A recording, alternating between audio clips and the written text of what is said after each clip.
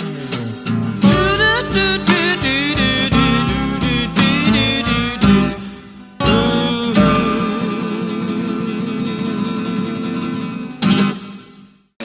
jadi cuman kita penting. Oke, kembali lagi di dapurnya RKM. Sekarang saya lagi bareng sama Kang Apip. Asik. Saya dulu dong, Kang. Oh, saya hello. Oh, saya hello atuh. Dah kemana, Mang? Kang Apip ini orang Pangandaran ya. Orang Ciamis aslinya, Mang. Aslinya Ciamis. Cuman tinggalnya sekarang ibu di Pangandaran. Ibu di Pangandaran. Kamu di Pangandaran. Mau di Pangandaran. Jadi orang Pangandaran ya? Jadi orang Pangandaran. Saya kan ini orang Bandung nih yang merantau ke Lombok. Berapa tahun di Lombok? Saya 2011 mulai tinggal di sini. Mulai tinggal di sini berarti sekitar 8 tahun ya. Ya, 8 tahun. 8 tahun, 9 tahun ya di sini. Ya. Nah, kan kemarin sempat ngobrol-ngobrol. Ternyata Kang Alpi ini adalah seorang musisi. Awalnya adalah seorang musisi. Ya, awalnya kan seorang musisi. Pengamen sih. Pengamen. Oke. Nah, sekarang ini Kang Alpi lebih konsen di musiknya adalah musik anak. Ya. Ya. Nah, sebelum ke musik anak, pertanyaan saya adalah dulu itu genrenya musik apa? Dulu genrenya musik apa ya? Karena saya main di kafe gitu ya, genrenya top 40 ya. Top 40. Top 40 Oron. Jadi khusus aja top 40. Ya, top 40 Oron. Dulu megang ada instrumen. Saya nyanyi. Oh, vokalis. Vokalis ya. Kang Apip ini vokalis. Nah, jadi dulu ini ada top 40. Nah, tiba-tiba menjadi dunia anak ini. Kenapa berubah sekali dari top 40 ke dunia anak? Drastis ya. Drastis, dari tampangnya aja jauh gitu. Dan gunawan deh. Nah, tahu. Kang yang tahu. Mungkin ini karena di tahun 2012 saya masuk ke Yayasan Lombok Care kan. Oke. Jadi yayasan untuk anak disabilitas kan. Jadi di Lombok ini satu-satunya tuh yayasan untuk membantu anak-anak disabilitas. Jadi saya di situ terlibat dalam hal menghibur mereka musik pakai lagu-lagu anak gitu. Anak-anak yang dulu-dulu gitu. Nah, saya teh bosen gitu kan, sesuai kan udah aja bikin lagu sendiri gitu. Ya sesuai dengan keadaan anak-anak di yayasan. Nah, akhirnya keterusan gitu. Jadinya Keterusan. Nah, lagu ini memang dibuat untuk dinyanyikan oleh Kang Apip atau dinyanyikan oleh anak-anak yang memang istilahnya, sorry ya tanda kutip, berkebutuhan khusus. Yeah. Atau lagu ini diciptakan untuk mengiring mereka atau gimana? Musik yang Kang Apip ciptakan ini. Nah, yang saya ciptakan itu sebetulnya satu sih untuk advokasi juga sih. Juga yang paling utama itu untuk terapi, awalnya untuk terapi anak, karena ngajarin anak-anak terapi bicara gitu kan. Jadi kayak ada lagu yang temanya suara binatang, jadi suara sapi gitu, jadi bentuk mulut a i u e o, suara burung gitu, cut, jadi belajar ini aja untuk bisa bicara untuk anak-anak ya.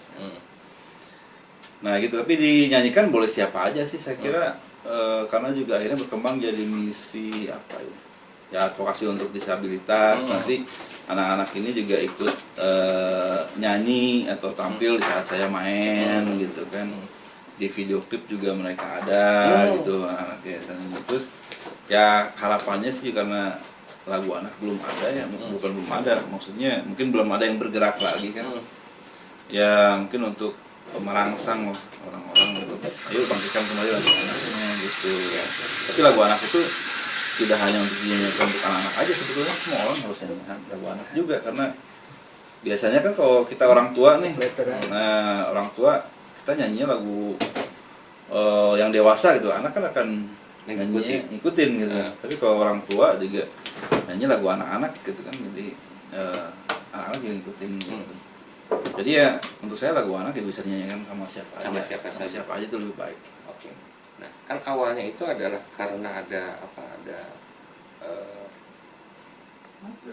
istilahnya bergabung di sebuah yayasan Lombok Care, membuat lagu anak yang advokasinya sebagai terapis ya. Kayak maksudnya sebagai terapis awalnya, akhirnya jadi berkelanjutan. Nah, sekarang ada berapa lagu yang sudah diciptakan sama Kang Apip?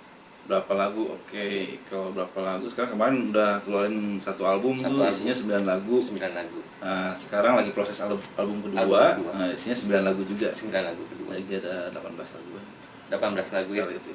Tapi album pertama sudah rilis. Di mana bisa dapat itu? Dapat itu dalam bentuk CD, ya, kita jual juga itu sebagai donasi itu kan ke yayasan. Bisa hubungin saya atau RKM juga biasa. Yang pengen dengerin lagunya Kang Apip soal dunia anak ya, musik anak-anak itu bisa langsung ke Kang Apip atau enggak datang aja ke RKM. Nanti kita bisa fasilitasi. Betul. Nah, Kang, tapi yang uniknya nih dia bukan jual tapi untuk donasi. Donasi ya. Oke. Karena kalau yang membeli CD itu berarti Anda berdonasi untuk membantu anak-anak berkebutuhan khusus. Gitu. Nah, kan sekarang ini memang banyak ya di televisi, ataukah ini terangsang oleh Kang Apip akhirnya membuat lagu anak-anak karena banyak sekali anak-anak yang menyanyikan lagu dewasa dengan hilangnya pencipta-pencipta atau penyanyi-penyanyi yang membawakan lagu khusus anak. Apakah tergerak dari situ awalnya ataukah tergerak dari teman-teman disabilitas ini? Kalau awalnya teman-teman disabilitas dari situ. Tapi lama-kelamaan iya juga ya, karena saya juga anak-anak disabilitas itu saya kasih CD dulu. Terus tetangganya atau adiknya dengarkan, mereka juga responnya bagus. Jadi berkembang jadinya, oh iya ya, karena mungkin lagu-lagu anak sudah udah belum ada lagi yang menciptakan atau menyanyikannya gitu. Nah, jadi terdorong itu juga akhirnya ya udah konsisten aja di sini. Konsisten di situ, selain membuat lagu anak juga terlibat di Lombok Care disabilitas ya. Betul. Okay. Ya, ini menarik sekali buat saya gitu kan, karena memang jarang ya orang yang memang ingin terlibat dalam sebuah kegiatan yang sifatnya sosial disabilitas ini. Dan awalnya adalah seorang musisi ya, pemain musik, pemain band, anak band yang tiba-tiba bergerak di bidang sosial. Apa yang memutuskan Akang akhirnya mau berkecimpung di dunia sosial, khususnya di disabilitas? Takdir kayaknya. Takdir. Jawabannya simpel, takdir. Bisa nggak sedikit lah garis besarnya bisa menceritakan perjalanan Akang yang tadinya dari musik akhirnya menjadi terlibat langsung dalam dunia disabilitas atau sosial. Oke, jadi awalnya dulu saya anak band long trip gitu ya. Lama hampir 12 tahun nikah lagi, pindah ke Lombok gitu. Jadi di Lombok kebetulan istri saya dan keluarganya itu mendirikan suatu yayasan sosial yang namanya Yayasan Lombok Care gitu. Nah, di dalam perjalanan yayasan itu sebetulnya ada suatu konflik gitu dengan kerjasama dengan yayasan lokal. Nah, dari situ saya tergerak untuk membantu keluarga istri ini menyelamatkan gitu, karena ya kita sebagai makhluk sosial gitu tidak ingin kalau niat baik disalahgunakan gitu, apalagi untuk anak-anak kebutuhan khusus yang memang sangat jarang orang bisa peduli tentang hal itu. Akhirnya ya saya terlibat di situ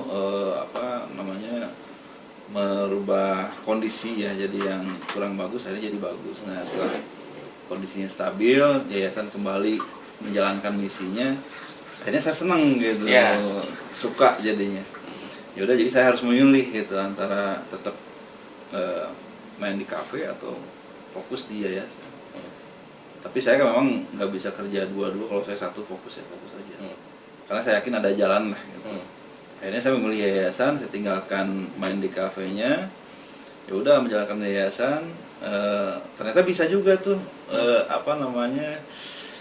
hasrat bermusik saya disalurkan itu dia lagu anak-anak ini.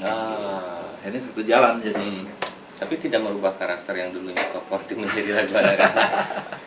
Insya Allah sih tidak merubah sih. Tapi lebih ke mungkin ilmu entertainnya kan ya, karena di sini di lagu anak juga saya bagaimana kalau di panggung main tuh berinteraksi gitu. Ini nggak monoton gitu. Tapi fashionnya ada perubahan dong, fashion dari top 40. Oh iya sih ya, kalau itu ya betul, ada perubahan. Ada perubahan. Pernah nggak ngerasain maksudnya ketika dulu tuh kalau top 40 itu dandanannya seperti ini, ketika dia saya menciptakan lagu anak, nggak mungkin dong. Ya. Pernah nggak ngalamin yang kurang nyaman nih, kayaknya gimana gitu. Kalau dengan anak-anak sih kostum tetap saya pikirkan, tapi lebih yang berkarakter kali ya. Saya punya topi gitu, ada topi, dan saya cenderung ke pakaian yang kalau nggak pakaian pantai atau bunga-bunga yang cerah-cerah ya, membuat suasana, atau warna-warni gitu. Tapi nggak pakai rantai. Kalau lu pakai rantai Dia pakai rantai kan? Apa? Gerde. Gerde itu besar. Besar. Bayang kan ya? Ya. Pakai rantai gimana panjangnya? Panjang gini kan, dompet gini gitu. Gitu. Padahal kosong dompet. Padahal kosong. Sepatu dogmat. Sepatu dogmat. Celananya agak merecet aja. Ya, itulah merecet air gombrang. Tapi ya itu ada suatu perubahannya. Ya saya sangat lebih puas menyanyikan lagu-lagu anak karena ciptaan saya sendiri gitu. Ya. Ada kepuasan tersendiri ya. Apalagi direspon baik sama anak-anak menyanyikan sama-sama lagunya, yaitu saya sangat lebih bermakna lah menjadi seorang musisi. Jadi berkarya itu adalah sesuatu yang sesuatu yang dahsyat. Dahsyat. Kata-katanya berkarya itu ada sesuatu yang dahsyat. Betul. Ada nggak dari teman-teman, maksudnya teman-teman yang gabung di Lombok Care ini, ya, atau anak-anaknya, ya anak-anaknya khususnya anak-anaknya, itu menjadi inspirasi Akang dalam penciptaan lagu? Ada nggak? Ya justru itu mereka tuh inspirasi buat saya gitu. Oke, inspirasi buat Akang semuanya. Jadi kalau tidak ada mereka saya nggak bisa menciptain lagu, karena semua lagu itu liriknya atau nadanya inspirasinya dari mereka. Dari mereka. Jadi mereka pahlawan buat saya. Oke. Jadi hampir keseluruhan. Hampir keseluruhan. Jadi itulah yang membuktikan bahwa mereka itu bisa gitu. Mereka itu mampu. Itu membuat seseorang terinspirasi. Jadi hebat mereka itu. Mereka itu hebat. Nah, berapa persen sih? Kita ngomongin lagi tadi. Memang ngalor ngidul ya, ngomongin loncat-loncat. Kan tadi dikatakan bahwa ini menjadi terapis. Seberapa sulit awalnya ketika lagu yang diciptakan oleh Kang Apip sebelumnya ya, itu kan, itu untuk menterapi sana. Nyiptain lagunya gitu? Iya. Atau ya? Menciptakan lagunya. Nggak sulit kan? Nggak sulit. Nggak sulit karena mungkin karena saya di dunia itu ya, jadi saya juga kadang-kadang melihat terapis, berinteraksi dengan anak, mendampingi anaknya. Ya itu tertuang di lagu aja. Harus begini ya, jadi bentuk mulut dan lain-lain. Ya udah, kalau terapis kan punya ilmu terapinya. Nah kalau saya nggak ada, jadi saya nggak bisa aplikasi ke dalam terapis. Jadi aplikasinya ke apa yang saya bisa, yaitu nyanyi gitu, bermusik atau nyiptain lagu gitu. Responnya dari anak itu responnya bagus nggak? Maksudnya jadi lebih efektif kah? Lebih efektif kah? Dengan musik ini, pengajaran dengan musik untuk terapis, atau dengan yang istilahnya gayanya memang konvensional? Ya. Justru menurut saya ini salah satu bagian juga usaha musik ini untuk terapi musik gitu. Dan lebih bukan lebih bagus sih, sama bagus sih mungkin, karena di dunia saya musik ya, saya lebih cenderung ini juga sebagai terapi buat mereka, dan ini sangat bagus sekali buat anak-anak kebutuhan khusus. Kenapa? Karena dari nada, dari lirik juga saya masukkan lirik-lirik yang membuat mereka semangat, motivasi gitu. Jadi menanamkan lirik itu atau nada itu ke dalam alam bawah sadarnya gitu. Dan suatu kebanggaan juga mereka kalau saya menyanyikan, dia lebih senang. Jadi akhirnya ya kalau saya nyanyi mereka heboh aja gitu. Nah berarti responnya kan bagus ya. Jadi dari pengalaman saya juga, sejak saya menciptakan lagu-lagu itu, perubahan anak ini sangat terlihat gitu, bagus. Ada yang ngomongnya jadi besar, pronounsnya juga jadi bagus. Nah hal-hal begitulah, yang sikap juga jadi ya mungkin ada suatu kebanggaan kalau Om Apip yang nyanyi gitu, mereka ngikutin apa yang kita buat bersama, ya mereka responnya bagus. My friend violin. Oke Kak. Nah kan dari maksud saya ada sekarang ini ada satu pertanyaan deh. Dari 9 lagu di album pertama, ada yang identik nggak untuk bisa menceritakan satu tokoh gitu? Satu tokoh di sana atau semuanya universal? Universal. Jadi tidak ada identik untuk menceritakan si tokoh Anu, misalkan si Budi atau siapa, nggak ada. Nggak ada. Jadi tujuannya adalah awalnya ya untuk terapis, akhirnya berkelanjutan. Dan sekarang mau bikin album kedua ya. Jadi album pertama itu saya nyanyi sendiri materinya, itu untuk supaya gerakannya cepat juga, supaya rekamannya cepat, terus memancing anak-anak atau orang lain untuk bergerak membuat lagu anak gitu. Nah, di album kedua ini saya mulai memunculkan penyanyi-penyanyi cilik kan. Jadi saya melihatnya karena di respon album pertama anak-anak ini kan anak-anak penyanyi cilik dari Lombok mulai terlihat kan ada yang sudah